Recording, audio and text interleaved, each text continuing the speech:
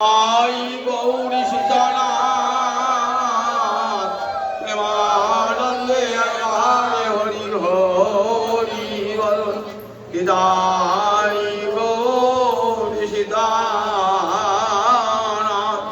प्रेमानंदे हरि हरि बोल गीताई भक्तबिंदेर चरणे आमार कोटि कोटि दंडवत प्रणिपात। आज एक परम पुण्य पवित्र तिथिते आमरा मधुशिले सेवित विग्रह राधा गोविंदेर तथा सखियाग्राय राधा गोविंदेर चरणे এই সখিয়াগ্রায় আমরা সমবেত হয়েছি। এই সখিয়াগ্রা কি জন্য বিখ্যাত সবাই নিশ্চয় জানেন। মধুশিল যিনি আমার মহাপ্রভু মস্তক মুন্ডন করেছেন তারই সাধন পীঠ হল এই সখিয়াগ্রা। সুতরাং সখিয়াগ্রা একটি পরম পবিত্র স্থান এবং ঐতিহ্যপূর্ণ স্থান। আজ পরম পুণ্য তিথি, আজকে ঝুলন পূর্ণিমার তিথি, শ্রাবণী পূর্ণিমা। এই পূর্ণিমায় কার জন্মবরণ দেখি? কৃষ্ণ আর কৃষ্ণের অগ্রজ আজ বলরামের জন্মদিন। কৃষ্ণের অগ্রজ বলরামের জন্মদিন। অগ্রজ ভবিতা দেব হরে প্রিয় চিকিৎসয়া। বলরাম এই কৃষ্ণ অবতারে বড় দাদা হয়ে আবির্ভূত হলেন। কি জন্যে? হরে প্রিয় চিকিৎসয়া, গোবিন্দের প্রিয় কার্য সাধন করবার জন্য। রাম অবতারে তিনি ছিলেন লক্ষণ। তা লক্ষণ তো ছোট ভাই। রামচন্দ্রের কত কষ্ট নিজের চোখে দেখেছেন। বনে বনে ঘুরে বেরিয়েছেন, বলকল করে ঘুরে বেরিয়েছেন, ঘাসের উপর শুয়েছেন। এগুলিতে দেখে লক্ষণ তো শিব অন্তরে বড় কষ্ট হয়েছিল। কিন্তু রামচন্দ্র বড় দাদা, তাকে তো শাসন করতে পারেন না। দাদা যা করবেন তাই মেনে নিতে হবে। মনে মনে তখন থেকে একটা ক্ষোভ ছিল, আমি যদি বড় দাদা হতাম তাহলে আমি শাসন করতাম, শাসনটা অধিকার থাকতো, এতখানি কষ্ট করতে দিতাম না। তার সেই মনের বাঞ্ছা পূর্ণ করবার জন্যে কৃষ্ণ আবির্ভাবে পূর্বে আবির্ভূত হলেন বলরাম রোহিণীর গর্ভে। আপনারা জানেন দেবকীর সপ্তম গর্ভটি বিনষ্ট হয়েছিল। অপ্রাকৃত গর্ভ, চিন্ময় গর্ভ যদি বিনষ্ট হতে পারে না, বিনাশ হয়। এই জগতে মায়েদের গর্ভ নষ্ট হতে পারে, কিন্তু যে গর্ভ চিন্ময় গর্ভ, দেবকীর গর্ভ, সেটা তো বিনষ্ট হতে পারে না। তাহলে কি হলো না, যোগমায়া কি করলেন না, যোগমায়া ওই দেবকীর গর্ভটিকে নিয়ে গেলেন কোথায়? বসুদেবের অপর পত্নী রোহিণীর গর্ভে সঞ্চারিত করে দিয়েছিলেন। সপ্তমী বৈষ্ণবং ধাম চম অনন্তং প্রচক্ষতে। দেবকীর সপ্তম গর্ভে কে এসেছিলেন? বৈষ্ণবদেব। সপ্তমী বৈষ্ণবং ধাম, যার একটি নাম অনন্ত। কেন অনন্ত তার নাম? যার অন্ত খুঁজে পাওয়া যায় না, যার লীলা অনন্ত, যার ধাম অনন্ত, যার কর্ম অনন্ত। তাই বলরামের একটি নাম ছিল অনন্ত। সংকর্ষণ, সমস্ত প্রলয়কালে সমস্ত সৃষ্টির বীজকে নিজের মধ্যে আকর্ষণ করে এই ভগবানের এই মূর্তি সংকর্ষণ কোথায় শুয়ে পড়েন না, সেই বিশাল জলধি প্রলয় শরীর, সেই প্রলয় শরীর অনন্ত রামের উপর শয়ন করেন। ভগবানের চারটি বহু মূর্তি আছে, বাসুদেব, শঙ্কর্ষণ, প্রদ্যুম্ন, অনিরুদ্ধ। এই সংকর্ষণ একটি কুহ, মানে গোবিন্দ থেকে অভিন্ন তত্ত্ব। সেই বলরাম প্রভুর আজ জন্মদিন। তাই তো শুভ জন্মদিনে বলরামের চরণে কোটি কোটি প্রণাম জানান। বলরাম একদিকে প্রভু, একদিকে দাস, একদিকে সখা। প্রভু রূপে শাসন করেছেন, প্রভু রূপে কৃষ্ণকে শাসন করেছেন প্রভু রূপে, আবার দাস রূপে যখন কৃষ্ণ ক্লান্ত হয়েছে কৃষ্ণের চরণ সংবহন করেছে, অর্থাৎ পা টিপেছেন কৃষ্ণের। আবার সখা হয়ে কত খেলা করেছেন। তাই তিনি প্রভুও বটেন, সখাও বটেন, আবার দাসও বটেন। সেই বলরাম প্রভুর আজ জন্মদিন। সেই বলরাম বাবা বড়দেব গর্গাচার্য যখন নামকরণ করতেছেন, বললেন তোমার এই ছেলেটির নাম হবে বলভদ্র বা বলরাম। শক্তিতে এমনই হবে না, সবার কাছে শক্তিতে পরিচিত হবে, তাই এর নাম হবে বলরাম বা বলভদ্র। অনন্ত শক্তি নিয়ে আবির্ভূত হয়েছিলেন সেই বলরামের আজ জন্মদিন। আজ ঝুলন পূর্ণিমা, রাধা রানীর প্রেমের অনন্ত প্রকাশ। রাস বলুন, হরি বলুন, ঝুলন বলুন, এগুলি সব রাধা রানীর অন্তরে প্রেমের প্রকাশ। রাধারানীর প্রেমটা কেমন, এটা গোবিন্দের জানবার ইচ্ছা হয়েছিল বৃন্দাবনে। কত ভাবে লীলা করলেন রাধারানীর সঙ্গে, অশেষে বিশেষে লীলা করো। অন্তরে একটা জিজ্ঞাসা হয়ে গেল, রাধায়া প্রণয় মহিমা কি দেশ, রাধারানীর প্রেমের মহিমা কেমন। রূপ গোস্বামী পাদ দানকেনি কৌমুদি বলে একটা গ্রন্থ রচনা করেছে। এটা এক প্রকার ভানিকা, ছোট্ট নাটক। দান ঘাটে যাচ্ছেন রাধারানী, সেখানে গোবিন্দের সঙ্গে, গোবিন্দ দানি সেজে দাঁড়িয়েছেন। তখন গোপীগণের সঙ্গে রাধা গোবিন্দে যে রসকলহ, যে প্রেম কলহ হয়েছিল, তার নাম তাকে অবলম্বন করে এই দান কেলি কৌমুদি রচনা করেছে। সেই দান কেলি কৌমুদিতে রাধারানীর প্রেমের কথা বললেন। কেমন সে রাধারানীর প্রেম বলছেন, বিভুরপি কলয়ন সদাভিবৃদ্ধি, গৌরপি গৌরব চর্যয়া বিহীন, মুহুর্বচিত পক্ষিমা বিশুদ্ধ, জয়তু মূরতিশি রাধিকানুরাগ। জয়তু মানে জয় হোক। কি জয় হোক? রাধারানীর প্রেমের জয় হোক। কার প্রতি প্রেম? মূরতিশি। মূর একটা অসুরের নাম। সেই মূর অসুরকে কৃষ্ণ হত্যা করেছিলেন, তাই তাকে মূরত্বিত বলা হয়, মূরের শত্রু। সেই মূরদ্দিশি জয়তু জয়তু বলে মূরদ্দিশি রাধিকা অনুরাগ। সেই মূর অসুরের শত্রু গোবিন্দের প্রতি রাধারানীর অনুরাগ জয় লাভ করুন। এইবার সেই প্রেমটা কেমন তিনটি চরণে বোঝালেন। বলেন, বিভুরপি কলয়ন সদাভিবৃদ্ধি।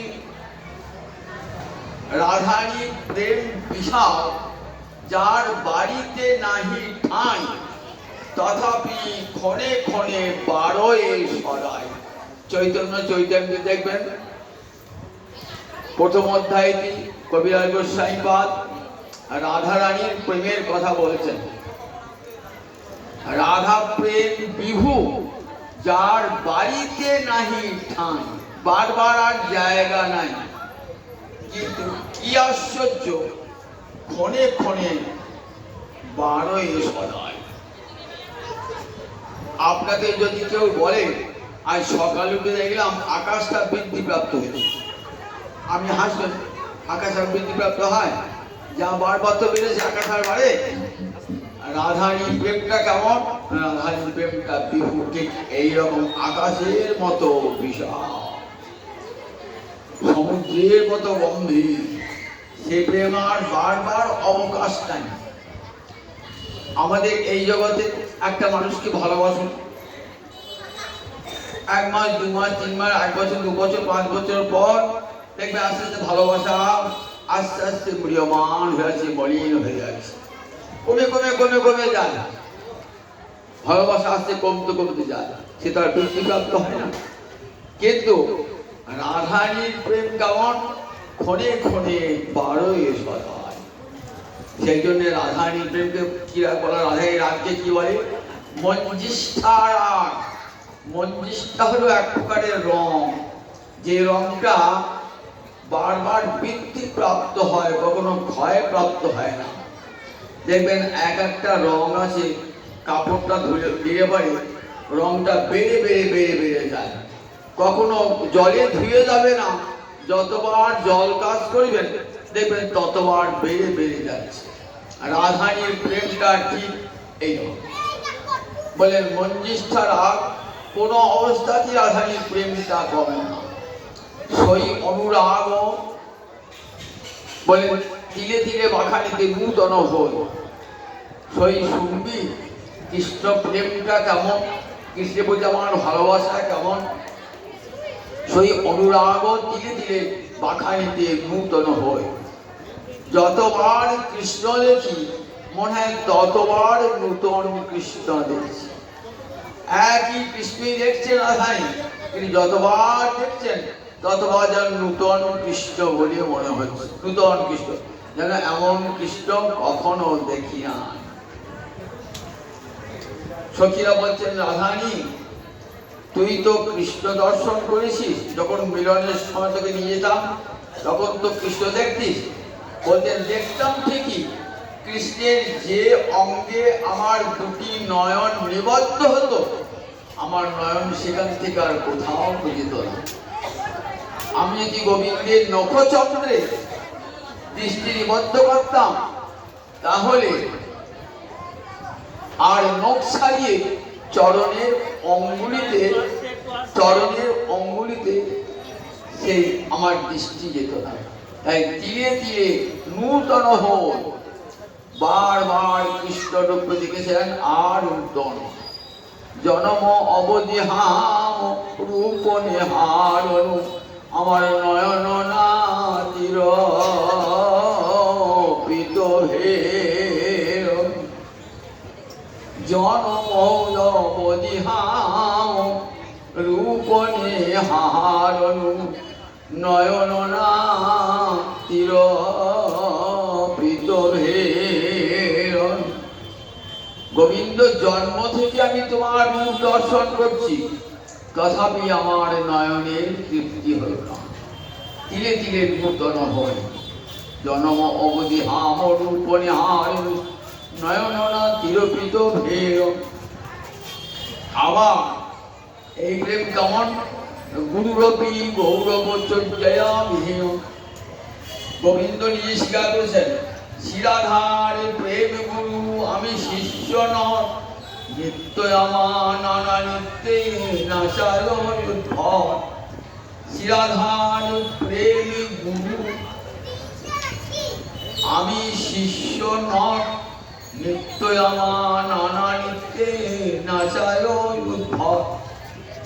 গোবিন্দ তো জগৎগুরু, বন্দে কৃষ্ণকে জগৎগুরু। আমরা পড়েন না গীতাতে, বন্দে কৃষ্ণকে জগৎগুরু। কৃষ্ণ জগৎগুরু, তা জগৎগুরু আবার গুরুকে বলছেন, রাধারানীর প্রেম আমার গুরু। রাধারানী কত উঠছে, শিরাধার প্রেমে গুরু আমি শিষ্য নয়, নিত্য আমার নানা নিত্যে নাচায় উদ্ভট। গোবিন্দকে নাচায় রাধারানীর প্রেম। যে গোবিন্দ বিশ্বকে নাচায়, আর সেই গোবিন্দকে নাচায় রাধারানী। বুঝুন একবার রাধারানী কত বড় শক্তি, একবার চিন্তা করতে। গোবিন্দের মতন পরম পুরুষ, তাকে চঞ্চল করে তোলে রাধারানী, যা লক্ষ্মীও বলে নাই। কিন্তু রাধারানী গোবিন্দকে চঞ্চল করেছেন। কতবার রাধা গোবিন্দকে একবার রাধানীকে দর্শন করবার জন্য রাধানী কত বেশ ধারণ করেছেন বলুন। কখনো নাপিতানির বেশ, কখনো মালিনীর বেশ, কখনো জাদুকরের বেশ, কখনো বাজিকরের বেশ। উদ্দেশ্য একটাই, রাধানীকে একবার এক পলক দেখুন। দেখুন একবার কোথায় দেখেছেন লক্ষ্মীকে এক পলক দেখবার জন্য নারায়ণ এমন ব্যাকুল হয়েছে, কিন্তু রাধানীকে এক পলক দেখবার জন্য গোবিন্দ কত সত্য স্বরূপ ভগবান কত মিথ্যা বেশ ধারণ করেছে। গোবিন্দকে নাচায়। গোবিন্দ লীলামৃতম বলে একটি গ্রন্থ আছে, কার লেখা? কৃষ্ণদাস কবিরাজের লেখা, সংস্কৃত ভাষায়। রাধা মাধবের অষ্টকালীন লীলা বর্ণিত হয়েছে এই গোবিন্দ লীলামৃতম। সেখানে এক জায়গায় দেখছি যে কৃষ্ণ এসেছেন কোথায় না, কৃষ্ণ এসেছেন রাধা কুণ্ডের তীরে রাধানীর সঙ্গে মিলিত হবার জন্য। দাদা প্রণামের উপর প্রচারণের ভার অর্পণ করে চলে এসেছেন কোথায়? রাধা কুণ্ডের তীরে। রাধানীকে দেখতে পাচ্ছেন না, তখন বৃন্দা তো দুটি, গোবিন্দের সঙ্গে রাধা রানীর মিলন ঘটাবার জন্য বৃন্দা যাচ্ছে রাধানীকে আনছে। বৃন্দাকে, বৃন্দা দুটি, বৃন্দাবনের বীরা আর বৃন্দা, এই দুজন ছিল দুটি। দুটির কাজ, দুটের স্ত্রীলিঙ্গের দুটি, অর্থাৎ রাধা গোবিন্দকে মিলনের কাজ হইল এই বীরা আর বৃন্দা। পথিমধ্যে রাধানীর সঙ্গে দেখা। রাধানী জিজ্ঞাসা করছেন বৃন্দাকে, কস্মাৎ বৃন্দে, বৃন্দে তুই কোথা হতে আসছো? কসবাত মানে কোথা হতে আসছো? বৃন্দা বলছেন হরে পাদমূলা, গোবিন্দের চরণ মূল থেকে আসি। কুত অশোক, তিনি কোথায় আছেন? বলছেন কুণ্ড তীরে, রাধা কুণ্ডের তীরে তিনি আছেন। সেখানে তিনি কি করছেন? নিত্য শিক্ষা, নাচ শিখছে। গোবিন্দ রাধা কুণ্ডের তীরে নাচ নৃত্য শিক্ষা, অর্থাৎ নাচ শিখছে। আচ্ছা, নাচ শেখাতে গেলে এখন তো গুরু থাকে, তো গুরু শেখাবেন যেমন করে নাচ, তেমনি করে মেয়েরা নাচের স্কুল ভর্তি হয়ে দেখেছেন তো, যে দিদিমণি সে নিজে নাচছে, নিচে এসে দেখাচ্ছে কেমন করে নাচতে হবে। তা নাচের তো শিক্ষক থাকবে। তা বললেন হ্যাঁ, নাচের শিক্ষক। তন মূর্তি, তোমার মূর্তি? বলে আমি তো এখানে। তাহলে আমার মূর্তি কেমন করে গোবিন্দকে নাচাবে? বললেন তুমি না থাকলেও তোমার দ্বিতীয় রূপ রাধা কুণ্ড রয়েছে না, রাধা কুণ্ড। সে রাধা কুণ্ডের তীরে প্রতি তরুলতায় তোমার মূর্তি স্ফূর্তি প্রাপ্ত হচ্ছে, আর সেই দেখে দেখে গোবিন্দ নৃত্য করছেন। গোবিন্দ নৃত্য করছেন প্রতি রাধা কুণ্ডের প্রতিটি তরুলতায়। রাধানীর মূর্তি প্রতিবিম্বিত হচ্ছে, আর সেইটা দেখে নৃত্য করছে, সেইটা দেখে দেখে নৃত্য করছে। কেমন করে নাচছে রাধানী, তেমনি করি। তাই শিরাধিকার প্রেম গুরু, আমি শিষ্য নয়, নিত্য আমার নানা নিত্যে নাচায় উদ্ভব।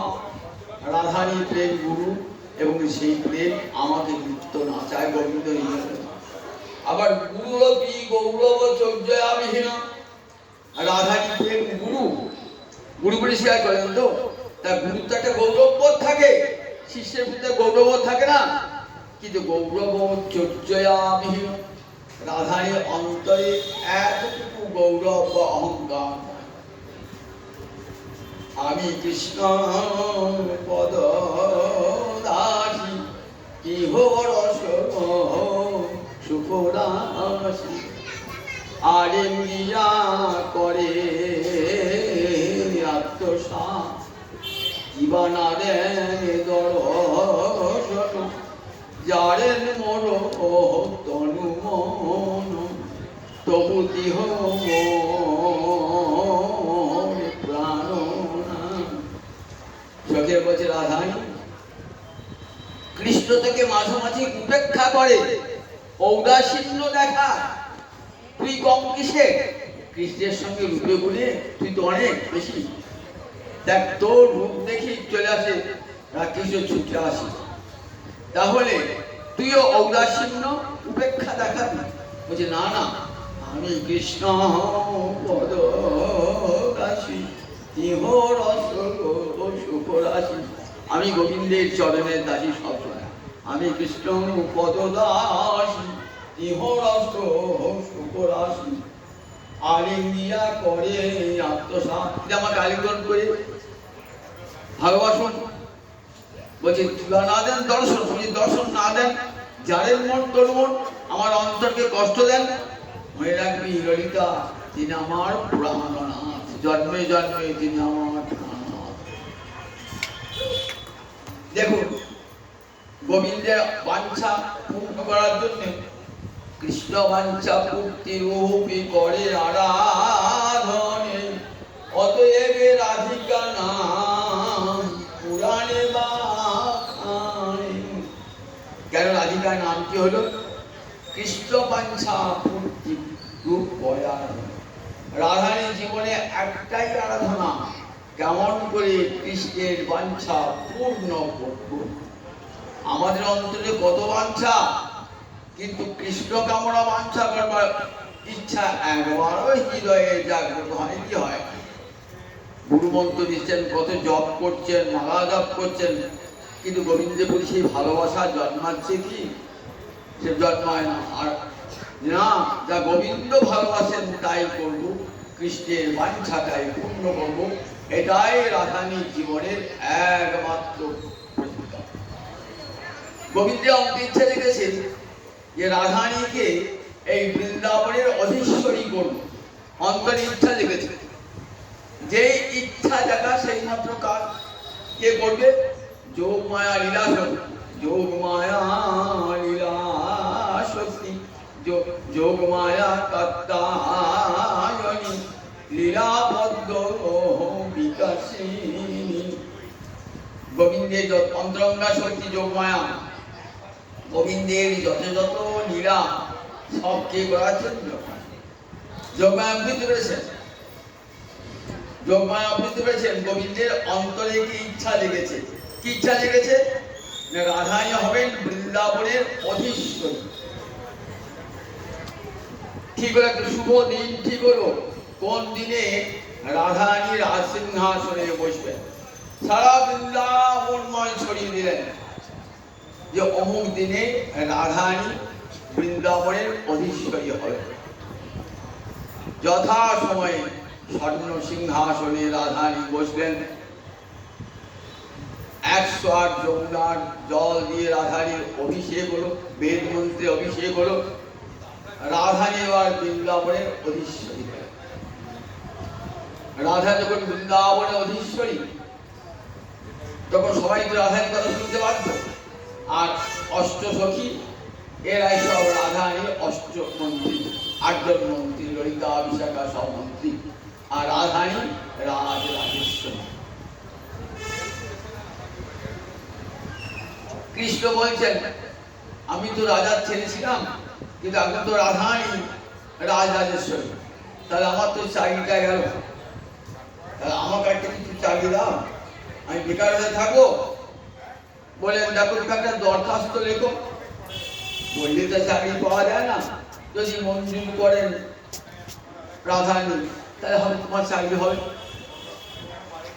গোবিন্দ একটা দরখাস্ত লিখেছে, রাধারণীর চরণে পৌঁছিয়েছেন যে আমি তো বেকার, আমার একটা চাকরির ব্যবস্থা করে দাও, আমাকে তো করে খেতে হবে। রাধারণী মন্ত্রিসভায় আলোচনা করলেন কি করা যায়, কৃষ্ণকে কি চাকরি দেওয়া যায়। বললেন একটা চাকরি পদ খালি আছে। কি পদ খালি আছে? না বৃন্দাবনের নগর কোতোয়াল, পুলিশ কমিশনারের কাজটা ফাঁক, ওই পদটা খালি আছে, কৃষ্ণকে ওই পদে দাও। কৃষ্ণ এবার পুলিশ কমিশনার। কৃষ্ণ কি করেন না সমস্ত বৃন্দাবনের বাসীকে রক্ষা করেন, ব্রজবাসীকে রক্ষা করেন, এটাই তার কাজ। সকাল থেকে রাত্রি তার ডিউটি। একদিন করেছেন কি, গোবিন্দ চালায় কি করে, তার বাঁশিটা ললিতার আঁচলে ফেলে দিয়েছে। ললিতা জানতেই পারে না। এসে অভিযোগ করছে মন্ত্রীদের কাছে। একবার রাধারানী বসে আছেন, বলছেন আমার বাঁশিটা চুরি হয়ে গেল। ললিতা বিষয় বলছে অপরাধ, এমন লোককে পুলিশ কমিশনার করলাম, সে নিজের বাঁশিটা রক্ষা করতে পারে না, বাঁশিটা চুরি হয়ে গেল, তাহলে অপরের সম্পদ রক্ষা করবে কি করে? নিজের বাঁশিটা রক্ষা করতে পারে না যে, সে অপরের সম্পদ রক্ষা করবে কি করে? তোমার চাবি খালি ছিল, তোমার চাবি আজকে চলে গেল, বলে বেশ চাবি যা যাক, আমি যে অভিযোগটা করলাম সেটা মীমাংসা হবে না, তাতে মীমাংসা হওয়া উচিত। আমার চাকরিও যা যাক, কিন্তু আপনি সত্য উদ্ঘাটিত হন। বলে তোমার একটা কাঠের বাঁশি, ওর কি দাম আছে, হারালেই বাকি থাকলেই বাকি, ও নিয়ে আমি করবো, এক গাদা করবো, এক গাদা বাঁশি করবো। বলে না না, আমার ওই বাঁশিটাই চাই, ওই বাঁশিটাই চাই। কে চুরি করবে? বলে আমার সন্দেহ হয় মন্ত্রীদের মধ্যে কেউ চুরি করেছে। হ্যাঁ, এত বড় অভিযোগ, মন্ত্রীরা চোর, মন্ত্রী চোর? বলে আমার সন্দেহ থাকে, যদি মিথ্যা আমাকে জেলে পড়ে দেবে। রাধারানী সুশাসিকা বলেন দেখো, যখন অভিযোগটা মন্ত্রীর বিরুদ্ধে উঠেছে, তাহলে একটা তদন্ত হওয়া দরকার, যে অভিযোগ করেছে অভিযোগটা তার সন্তুষ্টি বিধানের জন্য তদন্তের দরকার। ডাকলেন কৃষ্ণকে, আচ্ছা কিভাবে তদন্ত করলে তুমি খুশি হবে বলো?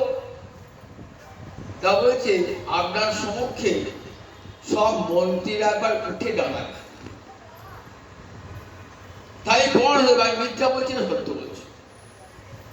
রাধা বলে তাই করো তো, আমার সব উঠো। সে উঠেছে না, আর ললিতার আঁচল হতে বাঁশিটা ঝনাত করে বয়ে গেছে, আর কৃষ্ণ লাফাচ্ছে, বলছে এই তাই বলেছিলাম মন্ত্রী চোর। তাহলে আমার অভিযোগটা সত্যি ছিল, মন্ত্রী চোর, চোর মন্ত্রী আমাকে অপদার্থ বলছে, নিজে চোর। ললিতার চোখ পাখি বলছে তুমি চোর, চুরি করলে আরো বেশি জিনিস, মূল্যবান জিনিস চুরি করতাম। তোমার একটা কাঠের বাঁশি বিক্রি করে একটা পয়সা হবে না,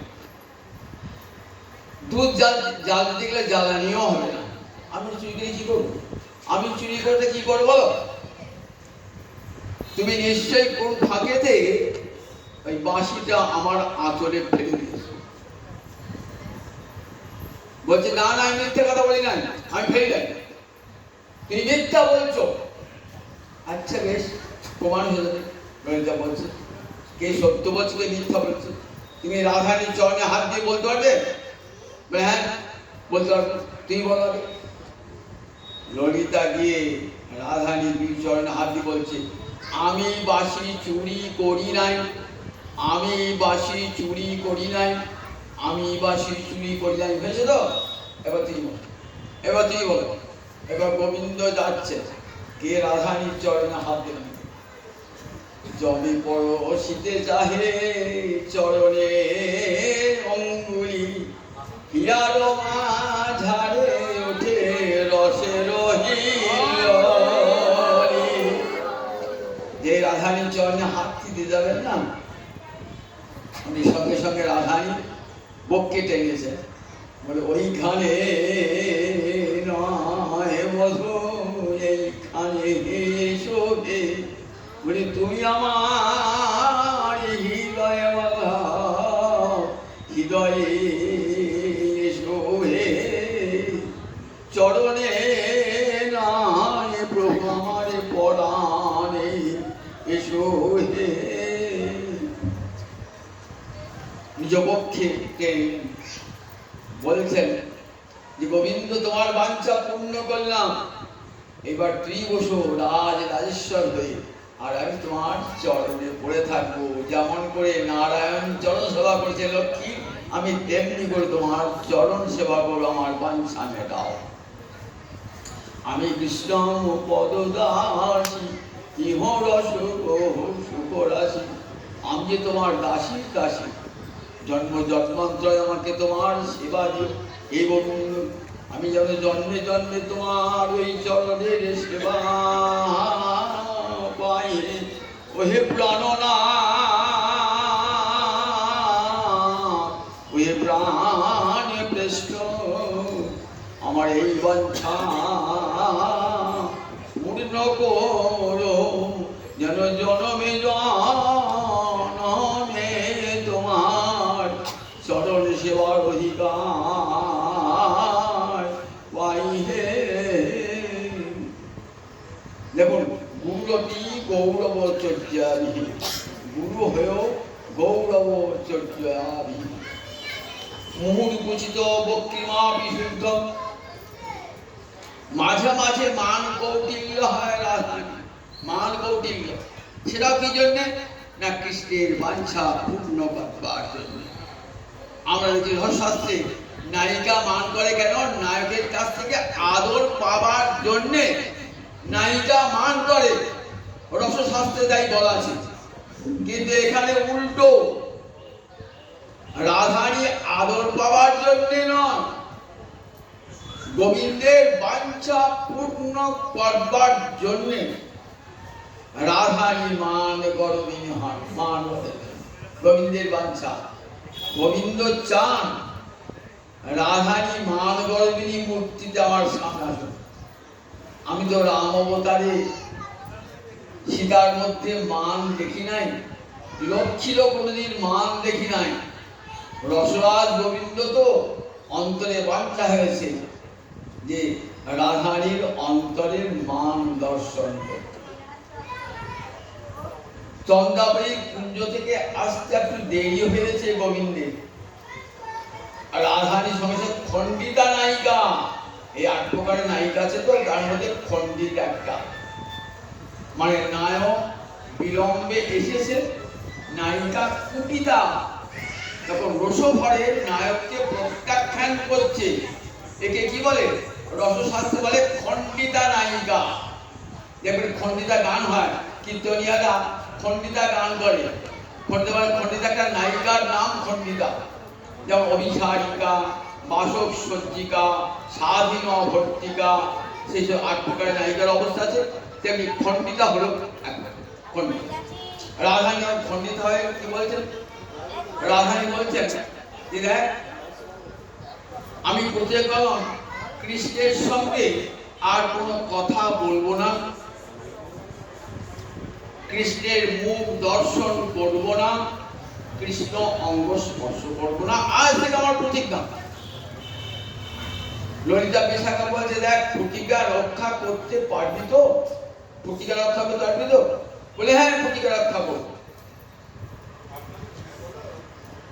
রাধানী দুর্জয়মান, সেই দুর্জয়মান ভাঙবার জন্য কৃষ্ণ এসে কত প্রকার চেষ্টা করলেন, কিন্তু রাধানী দুর্জয়মান তার যায় না, দুর্জয়মান যায় না।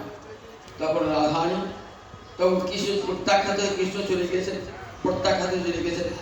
তখন রাধানী কাঁদছেন, একে বলে কলহান্তরিতা নায়িকা। কৃষ্ণকে মান ঘরে পরিত্যাগ করলেন, কৃষ্ণ চলে গেল, আর তারপর রাধানী অন্তরে বিয়োগ ব্যথা। তখন আসিয়া গলো, সম্মুখে দাঁড়ালো, বলে পিত বাসুদিয়া, সুশ্যামনাগরি ফিরে না চাইলি, ওরে তু বড় নিঠুর মেয়া, তু বড় নিঠুর মেয়া। দেখ, শ্যাম জলধর এসেছিল, কিন্তু মানে পবনে উড়াইয়ে দিলি। আকাশে মেঘ কি উড়ে যায়, খুব ঝড় দিয়ে উড়ে যায়। শ্যাম জলধর এসেছিল, তোর চরণ ধরে সেধে গেল, মানে পবনে উড়াইয়ে দিলি। মান পবনে উড়িয়ে সেই শ্যাম জলধরকে, আর শ্যাম জলধর মিলবে না, এবার শুধু বসে বসে খাবো, কাঞ্চন বসে বসে।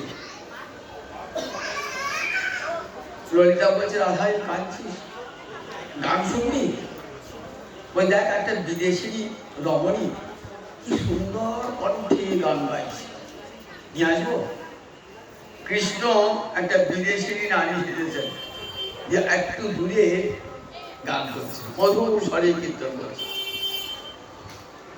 ললিতা বিশাখা বলছে, রাধাই গানটা শুনলে তুই মনে একটু তৃপ্তি পাবে, দেখে আনবো। জানি না কোথায় বাড়ি, কিন্তু খুব সুরেলা কণ্ঠ দিস তো, শুনলে তো তার মনটা ভালো হবে, অন্তরে কষ্ট পাচ্ছিস তো, দেখো। কৃষ্ণ এসেছেন ওই বিদেশি বেশ ধরে গান করছেন। কি বলছেন, কি গান শুনবে? তোমার আমার মনের অবস্থা কেন? সখীরা বলছেন, দেখো কোমরের অবস্থা, কৃষ্ণ এসেছেন, তাকে প্রত্যাখ্যান করেছেন।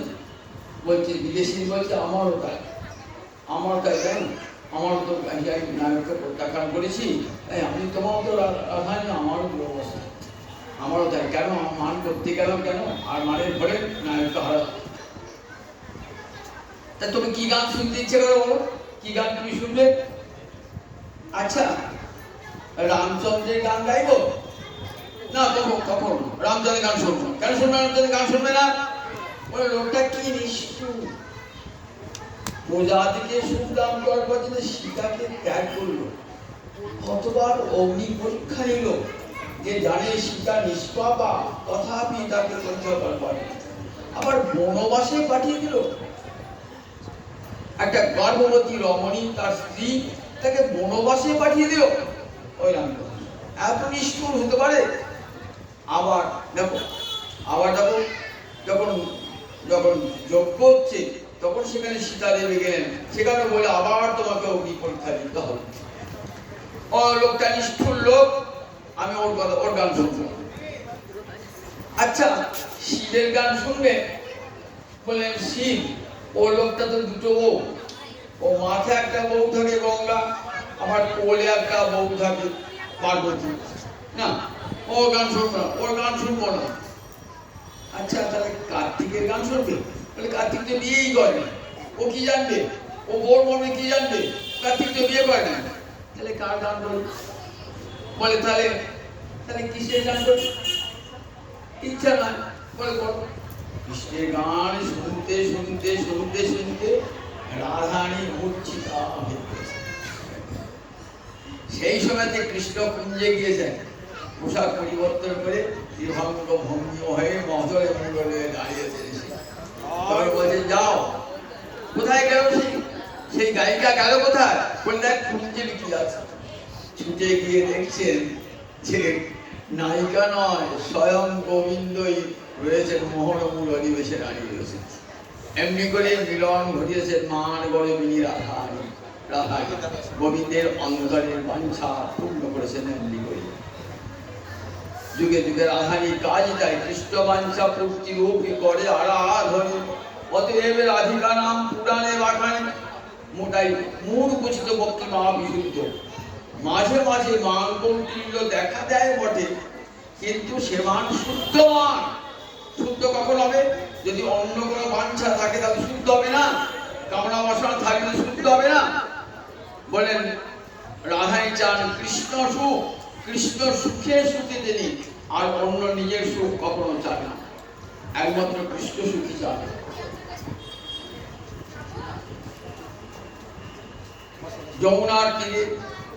যমুনার তীরে পুষ্পবনে ব্রজবালিকারা এসেছে পুষ্প চয়ন করতে। মধুমঙ্গল এসে বলছে, তোমরা এখানে ফুল চুরি করছো কেন? বলছে আমাদের বাগান আমরা ফুল চুরি করছি। তোমার বল, তুই বল কে? তারপরে তোমাদের বাগান কে বললো? তোমাদের পুষ্পদান কে বললো? তা বললে কেন? আজ আমাদের দেখো বৃন্দাবনকে যত্ন করে লাগায় আপনার, আর আমরা বুঝে থাকি সেই বৃন্দাবনটা আমাদেরই মন। যাও না, রাধা বৃন্দাবনে বনে পুরাণে বলেছে, বৃন্দাবনের রাধারানী, বৃন্দাবনের মন, বৃন্দাবনটা রাধারানীর মন। কৃষ্ণ এসেছেন, কৃষ্ণ বলছেন দেখো বেদ কি বলেছেন? কৃষ্ণ বনম, এটা কৃষ্ণের মন। তার বেদের কথা আর স্মৃতির কথা কোনটা ঠিক হবে? জানো না, শ্রুতির সঙ্গে যদি স্মৃতির বিরোধ হয় তাহলে শ্রুতি বাক্যই বলিষ্ঠ হয়। গোপালদা তিনি উপনিষদ করেছেন যে কৃষ্ণবরম, তা কৃষ্ণবরম সমাজ করে লিখতে হয়, বলে লেখাপড়া শিখেছ? তারপরে তোমার চেয়ে বেশি লেখাপড়া শিখে তুমি গরুচরা, তুমি কি লেখাপড়া জানো? তারপরে এটা কি হবে সমাজ জানো? কৃষ্ণস্য বরম, কৃষ্ণের বর্ণেটা ষষ্ঠী তত্ত্ব সমাজ।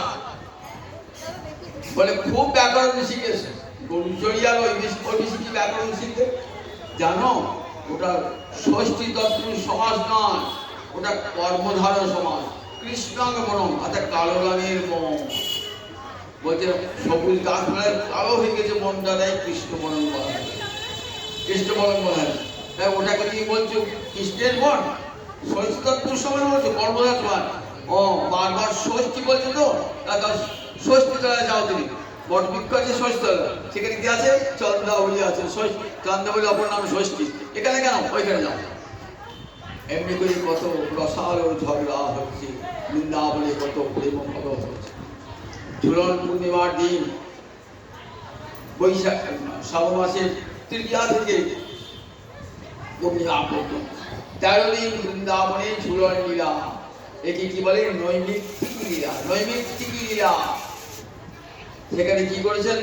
বিশ্বভানু রাজা তার আদরের কন্যা রাধারানী দুলবেন বলে অনেক দোলনা তৈরি করেছেন। আর একটি খুব ভালো দোলনা, একবারে সোনার হিন্দোলা, তাতে কি আছে? তাতে অষ্টদল পদ্মের আকৃতি যুক্ত একটা হিন্দোলা মাঝখানে রেখেছে, আর চারিপাশে আছে ছোট ছোট হিন্দোলা, দুপাশে মণিময় স্তম্ভ, আর মাঝখানে সোনার সুতো দিয়ে ঝোলানো আছে হিন্দোলা। এইবার বর্ষানার কদম্ব, বর্ষানায় গিয়েছেন তো আপনারা অনেকেই, বর্ষানায় সেখানে কদম্ব নৈরিত করে কদম্ব খণ্ডি আছে। এই কদম্ব খণ্ডির তলে এইখানে বিশ্বভানু রাজা কি করেছেন?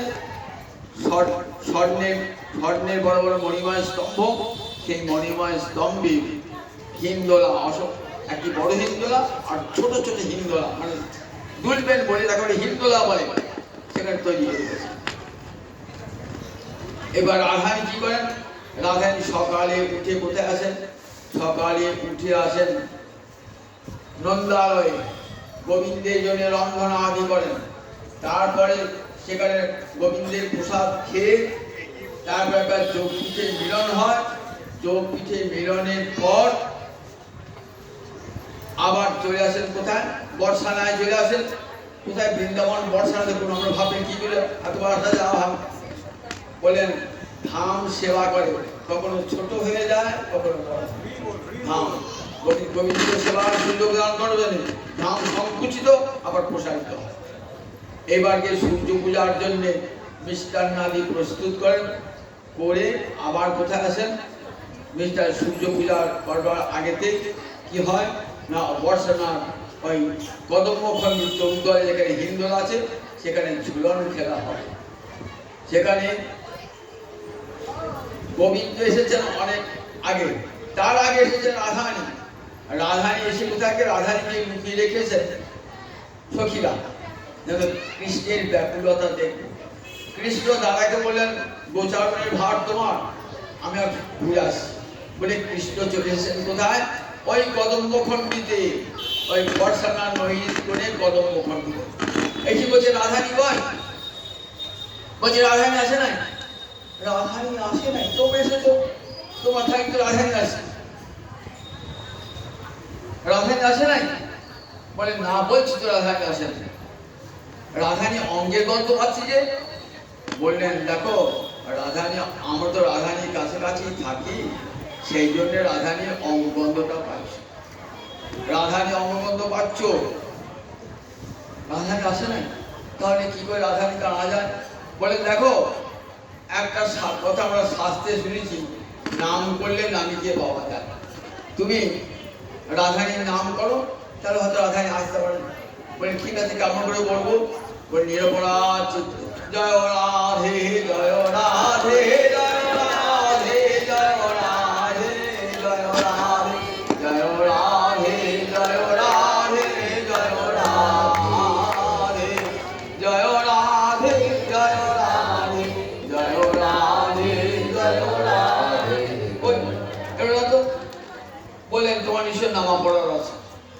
তাই কি করতে হবে, নেচে এসে করো সমস্ত অপরাধ। এবার কৃষ্ণ কি করছেন, নাচতে নাচতে কি করছেন, নাচতে নাচতে গান গাইছেন, জয় রাধে জয় রাধে জয় রাধে জয় রাধে। মুরলীটা পড়ে গেল, মুরলীটা সখীরা নিয়ে গিয়ে কি করেন, রাধারানী চুলের খোপায় মুরলীটা বুঝিয়ে দিয়েছেন। এইবার বিদ্যাদেবী ভোজনের ব্যবস্থা করেছেন, রাধা গোবিন্দকে নিয়ে গেলেন, রাধাকে দর্শন করে অন্তরটা আনন্দ ভরে গেল। এইবার সখীরা মন্দিরে কোথায় ঝুলায় বসালেন, তাই অষ্টদিকে অষ্ট সখী বসেছেন, মাঝখানে রাধা গোবিন্দ বসেছেন আর সেখানে ঝুলছেন।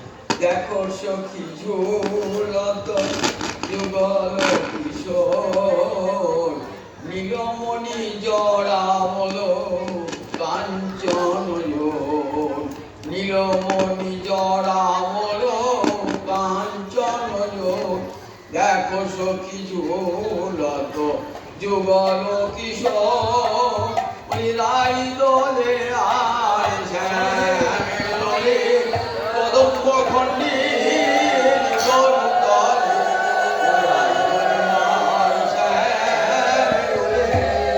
কদম্ব খণ্ডী গরুদারে রাই দোলে আয় আরে কি আনন্দ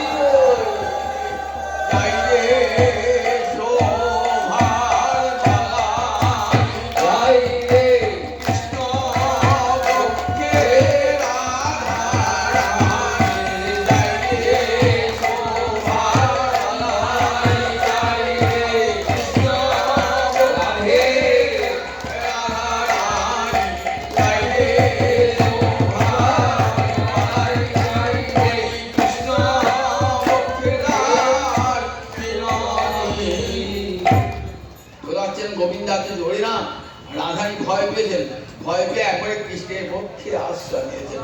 সখীরা মঞ্জুরা দেখছেন সেই গোবিন্দের অপরূপ দেখো সখী ঝুলত যুগল কিশোর, নীলমণি জড়াবল কাঞ্চন ললিতা বিশাখা সখী আনন্দে ঝুলায়, ললিতা বিশাখা আনন্দে ঝুলায়, বিবিধ কুসুম সবে রচিয়া হিন্দোলা, বিবিধ কুসুম সবে রচিয়া হিন্দোলা, সখীগণ দোলায় সবে আনন্দে বিভোলা, সখীগণ দোলায় সবে আনন্দে বিভোলা, রাই দোলে আর শ্যাম দোলে, রাই দোলে আর শ্যাম দোলে, রাই দোলে আর শ্যাম দোলে, রাই দোলে আর শ্যাম দোলে, রাই দোলে আর শ্যাম দোলে, রাই দোলে আর শ্যাম দোলে। শোভা কুসুমের রচিত দোলা সেখানে দুজন রাধা গোবিন্দ একত্রে দুজন প্রবল লাগছে, রাধানী কৃষ্ণ পক্ষে আশ্রয় নিয়েছেন। তখন সঙ্গে সঙ্গে সখীরা গিয়ে দোলা ধরেছেন, আমার রাধানীর যেন কোনো কষ্ট না হয়।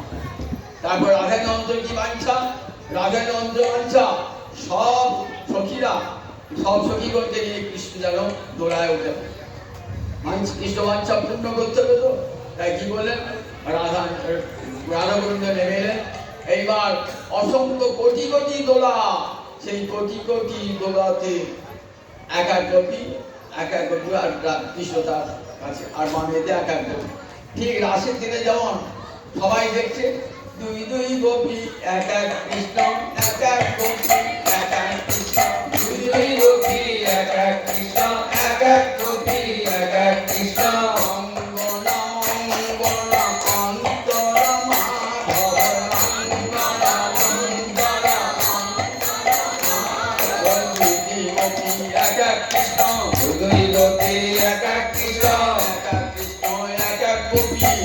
Kৃষ্ণ এক এক গোপী, এক এক কৃষ্ণ এক এক গোপী, এক এক কৃষ্ণ এক এক গোপী, দুজনে দুলছে এক এক কৃষ্ণ এক এক গোপী, দুজনে দুলছে এক এক কৃষ্ণ এক এক গোপী, দুজনে দুলছে এক এক গোপী এক এক কৃষ্ণ, দুজনে দুলছে এক এক কৃষ্ণ এক এক গোপী। কত গোপী আর রাসে যেমন অনন্ত উঠেছেন, আজ ঝুলন অনন্ত মূর্তি, সবার বাঞ্ছা পূর্ণ করলেন গোবিন্দ। এইবার সখীদের অন্তরে বাঞ্ছা, প্রভু তোমরা দুজনে চাপো, আমরা ঝোলাই মনের আনন্দে। সখীরা এইবার মনের আনন্দে ঝরেছেন তো, ময়ূর ময়ূরী সব নাচে ফিরি ফিরি, ময়ূর ময়ূরী সব নাচে তিনি তিনি, উজ্জ্বলালে বসি ডাকে সয় শুভ শাড়ি, আরে উজ্জ্বলালে বসে রাখে স্বয়ং সুপ্রসারী, জয় রাধে জয় রাধে জয় রাধে বলে, জয় রাধে জয় রাধে জয় রাধে বলে, জয় রাধে জয় রাধে জয় রাধে বলে, জয় রাধে জয় রাধে জয় রাধে বলে, উজ্জ্বলালে বসে তারা জয় রাধে বলে, উচ্চতালে বসে তারা জয় রাধে বলে, জয় রাধে বলে, জয় রাধে বলে, রাধা গোবিন্দ তোরে আর রাধে রাধে বলে, রাধা গোবিন্দ দোলে আর জয় রাধে বলে। এমনি করে বৃন্দাবনে ঝুলা নিলাম। তারপরে গোবিন্দার্জন বৃন্দা দেবী তাদের সেবার ব্যবস্থা করে দিয়েছেন। এরপর ঝুলা লীলার পর গোবর্ধনে রাস হয়। রাস তো নৃত্যলীলা, আর ঝুলন হল নৈমিত্তিক লীলা। এইদিকে যখন বৃন্দাবনে ঝুলন লীলা, তখন আমরা দেখি নবদ্বীপ ঝুলন লীলা হচ্ছে। মহাপ্রভু অন্তরে সাত ভরে বলি পুরবে ভাবে জেগে উঠল, পুরবের ভাব জেগে উঠল, পুরবের ভাবে জেগে উঠল, পুরবের ভাব জেগে উঠল, আমি নিধি গৌর হরি পুরবের ভাবে জেগে উঠল, ভাবে নিধি হরি পুরবের ভাব জেগে উঠল, ঝুলন পণ্ডিত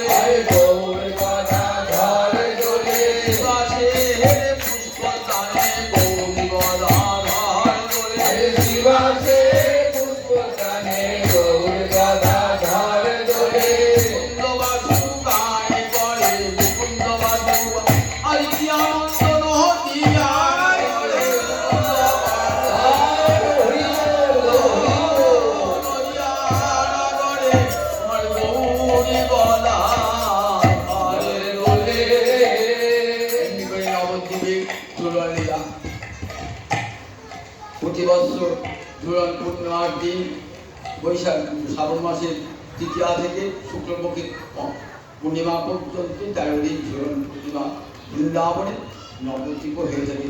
মহাপ্রভু ভ্রমণ করতে করতে ভাব পূর্বে ভাব যে বলল মহাপ্রভু আমার রাধা ভাবে বিবাহিত গৌরাঙ্গ কৃষ্ণ, রাধা ভাবে বিবাহিত কৃষ্ণ, তাই মনে পড়ে গেল ঝুলন লীলার কথা। আর সে রাধানকে গদাধর তো সেই রাধানি, তাই গদাধরকে নিয়ে উঠলেন কোথায়? ওই শিবাস পণ্ডিত আগেই সেখানে তৈরি করছেন ঝুলন হিন্দোলা, সেই হিন্দোলায় উঠে তুলতে লাগলেন গৌর গদাধর। মুকুন্দ বাসু গান করলেন মেঘমল্লা রাজনীতি, এমনি করে একদিকে নবদ্বীপে আর একদিকে বৃন্দাবনে ঝুলন লীলা, রাধা মাধবের প্রেমের লীলা। জয় হোক জয় হোক জয় হোক। জয় গৌরী